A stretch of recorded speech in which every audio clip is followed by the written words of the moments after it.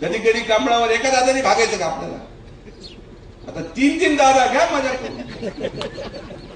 मला मगाशी नांबो म्हटले की एक जण आपल्याकडे येतं, म्हटलं कोणाला जाणू नका. एक एक एक एक कशाला करायचं? पॅकेज पूर्ण समूह पाहिजे. बरोबर म्हणते.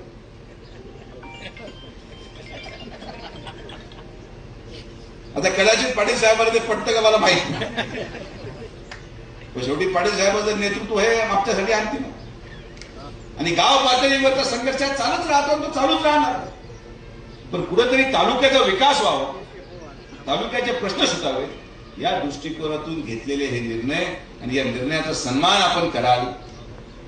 सगळा जो हा कार्यक्रम झालेला आहे यामध्ये माझा थोडाफार योगदान निश्चित आहे.